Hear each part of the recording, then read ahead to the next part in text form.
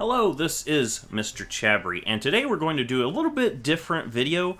We're going to do another discussion video. The last time we did a discussion video, that was where I was talking about my concerns with Let's Go Pikachu, Let's Go Eevee. But this is going to be the things that I'm actually optimistic about, the things that these new games could do that are actually probably going to help out the community as a whole, help out the Pokemon Company. So the first thing that I would like to mention in regards of these new games is that the Pokemon Company sees these games as a bridge between the millions of people that's only played Pokemon Go and the mainline games. And I think in that regard, these could be the bridge that they want.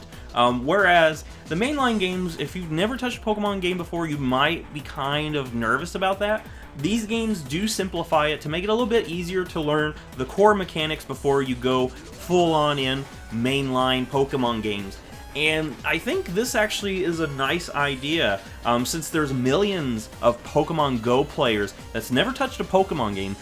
The company cannot, just ignore that Pokemon Go has become such a big phenomenon, that it's still a big game today. Even though it's not as big as it was in 2016, there's still a lot of people playing it, there's still a lot of people catching Pokemon in it, and a lot of these people have never played Pokemon before this. So what the company really would like to do is get those people to at least attempt a Pokemon game.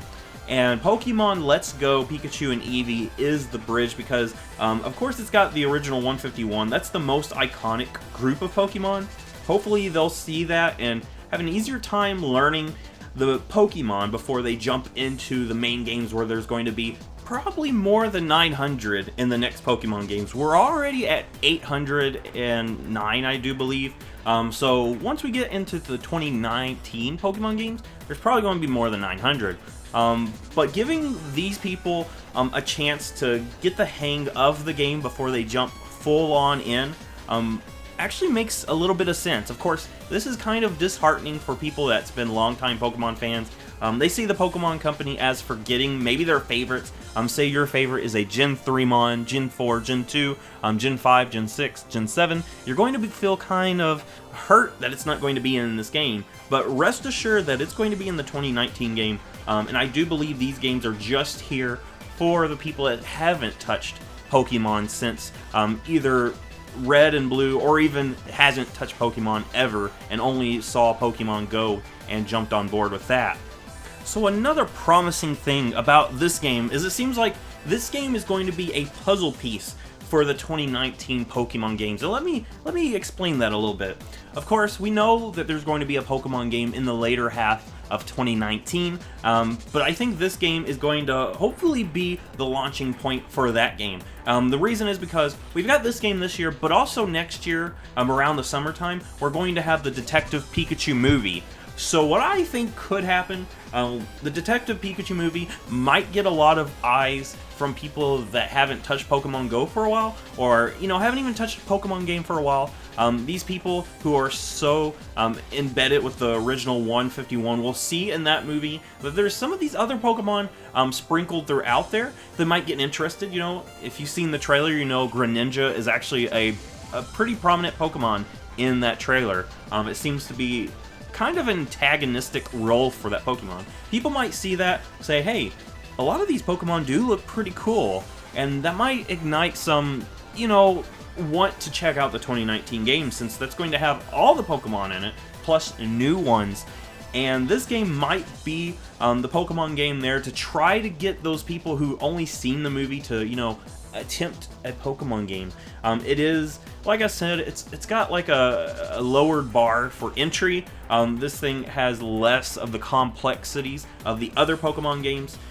So maybe that's going to be something that invites some of these people who's watched Detective Pikachu and is like, that does look pretty interesting. This world, this Pokemon world, looks pretty interesting to explore. I only know the original 151. Here is this Let's Go Pikachu, Let's Go Eevee game. I'll try that out. But some of those other Pokemon look really cool too. Those Pokemon aren't in this one.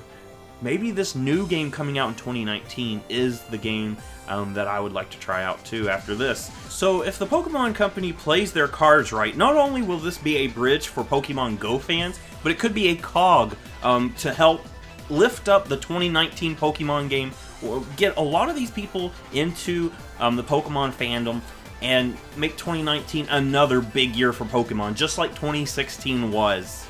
Another positive that these games could do is bring a lot of younger fans into Pokemon. With all of this going on with 2019, the Pokemon movie, and the new game, the buzz for Pokemon could be in the air, and a lot of younger people who were too young to play any of the other games could be coming into Let's Go Pikachu, Let's Go Eevee to try them out. And with the simplified mechanics, that's probably going to make it where they have an easier time getting through the game. They have a lot of fun, and once 2019 Pokemon comes around, they'll be a little bit better at playing Pokemon, that they'll be ready to take on the real challenge, the real Pokemon Master Challenge, and that will be in 2019 when the new games come out. So I think this could actually help bring in some more fans as well on that front. Another positive about these games is the graphics. The graphics look amazing. If you watch a lot of my videos, you know I do a lot of narrated battle videos. It would be so nice to have those in HD graphics. Of course, on the 3DS, a lot of times they get pixelated. You can put them into Citra to make them look nice and spiffy, but that's a lot of steps, and I honestly don't know how to do that, and I'd rather just have them on the 3DS. So with the Switch, they're already HD graphics, and they look amazing. And I do think narrated battles are going to be a lot spiffier with the new engine going on.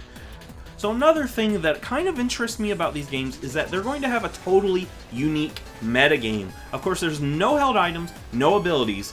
So that being said, that's going to make this metagame very interesting. A lot of the Pokemon that are going to be big in this metagame probably won't be big in the metagame before this or even after this. This is going to be a totally all by itself metagame where a certain Pokemon will rise to the top that's never even been up there.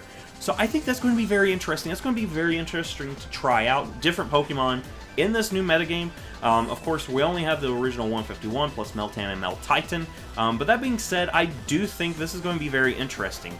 So another thing that I think will be really good for these games is bringing back mechanics that the fandom really wants.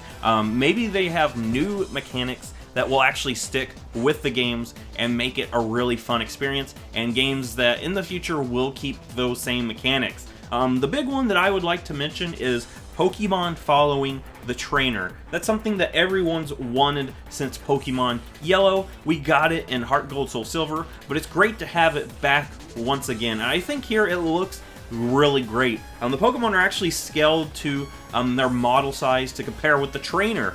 Back in Heart Gold, Soul Silver, you could have an Onix that's not really that big. Steelix, of course, is not going to look that big in Heart Gold, Soul Silver either.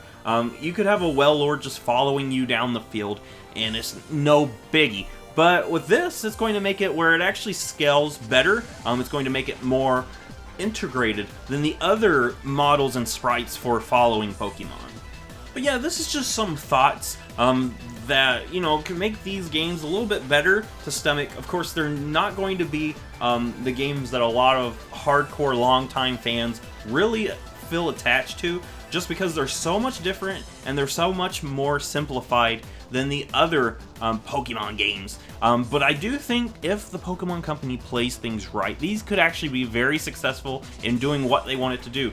Basically being a bridge from Pokemon Go to the 2019 Pokemon games. And with that being said, if you like this, give it a thumbs up, subscribe, and go ahead and put your thoughts about these new games in the comments.